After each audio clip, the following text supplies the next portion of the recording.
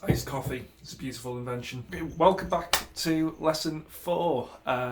What we're going to do in this one is we're going to look back on the past two videos that we've done, and we are going to apply them in 3 exercises that I've tabbed out for you. Again, I'm going to put them at the end, but before I show you them, I'm going to quickly show you how to play them and ultimately what they're going to help you do with your playing. So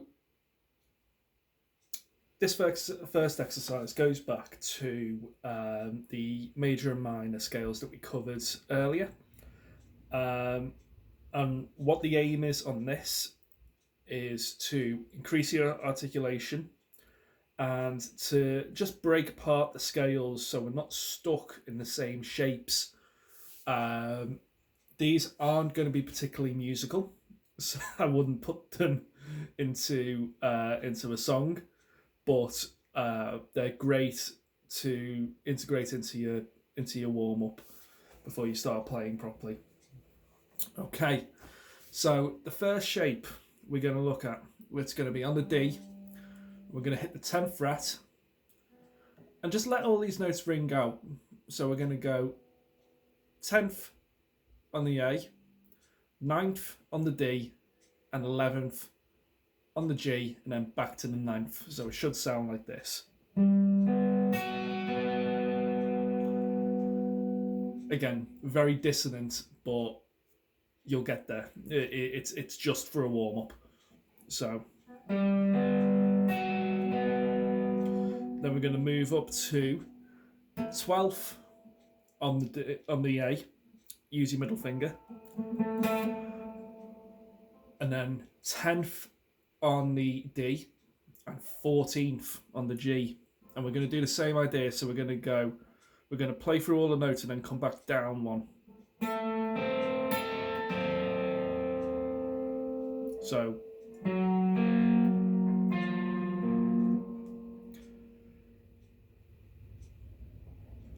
the next one is we're going to move up to the 14th on the G, the 17th on the B, and then the 15th on the high E. So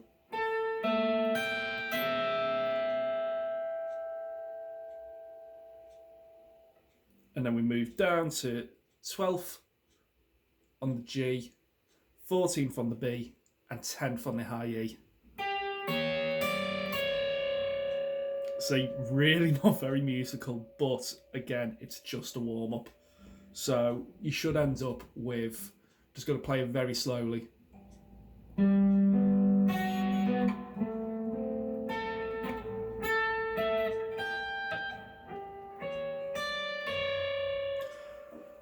that's a good one to just keep on repeating, keep on moving around. Just build up your speed slowly with it. This is not a speed exercise, but it will get you more confidence in changing positions. Okay, so for this second exercise, we are going to focus on the arpeggios we were doing last time. This is quite a cool one when you get it up to speed. Again, you need to be up on your music theory to be able to use this one if you were going to just lift it and place it into a song.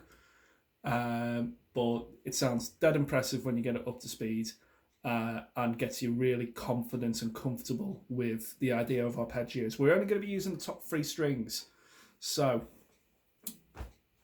we're going to start with pinky on the 14th, and we're going to pull off to the 10th,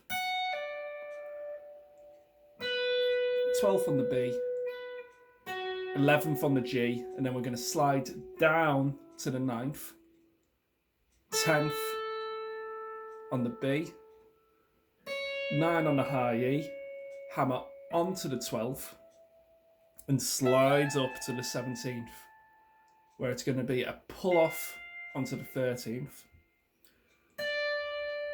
15th on the B, 14th on the G, slides down to the 12th, and then 13th on the B, 12th on the high E, hammer onto the 15th, and then slide down to the 14th. And now you're back at the start. So I've done this so you can just do it over and over again in a continuous loop. So if I just play it slowly for you.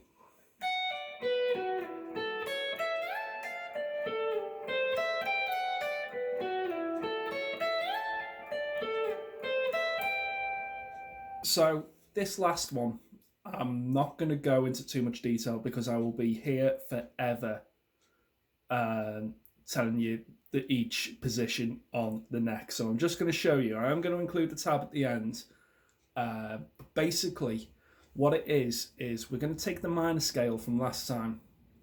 The way I've written it on the tab is we're going to start on the 10th fret of the A.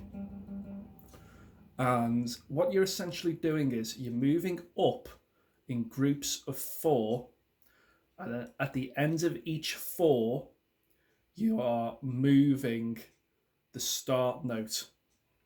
So to just show you that quickly, the first octave of the minor scale,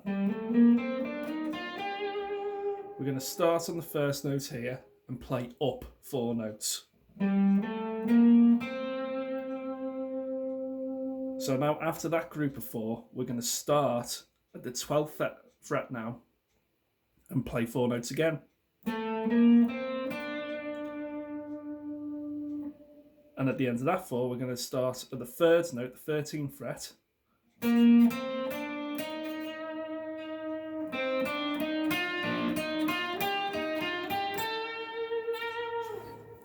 So this is one where you really need to get your wrist going. It's alternate picking all the way through. You can't, I mean, you can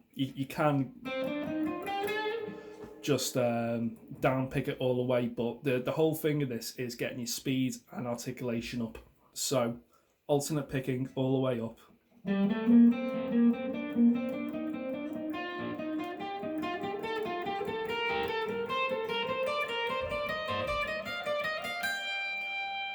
And it's the same coming back down. So groups of 4 notes.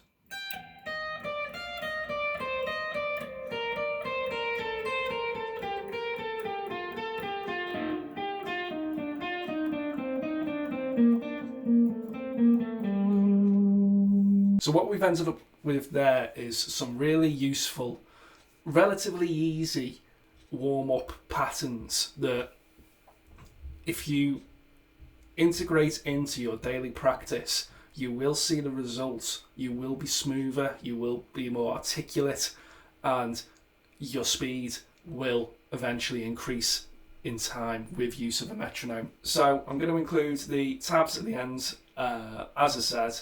Again, I apologise for the lack of audio quality in the